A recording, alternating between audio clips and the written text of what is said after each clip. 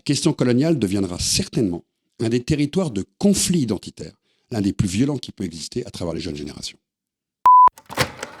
Je me rappelle d'un vieux ministre de l'Éducation nationale, qui est toujours d'ailleurs un ministre actif, qui m'avait un jour expliqué que cette histoire, il fallait mieux la mettre sous le boisseau parce qu'on n'allait quand même pas raconter à ces enfants de France qu'on avait fait à leurs grands-parents. Ça risquait de faire brûler des voitures dans les quartiers populaires. En même temps, je lui avais répondu qu'on n'attendait pas de faire des musées pour brûler des voitures dans les quartiers populaires.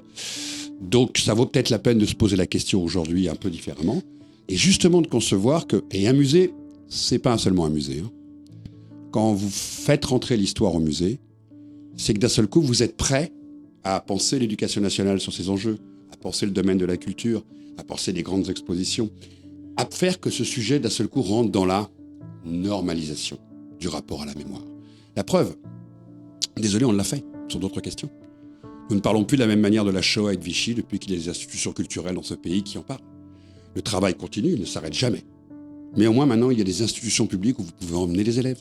Vous pouvez discuter avec eux, vous pouvez travailler avec ces musées ou avec ces mémoriaux. Vous pouvez justement irriguer le savoir. Et vous savez qu'il faut recommencer à chaque génération. Si on n'accompagne pas les professeurs sur ces enjeux, la question coloniale deviendra certainement un des territoires de conflit identitaire, l'un des plus violents qui peut exister à travers les jeunes générations.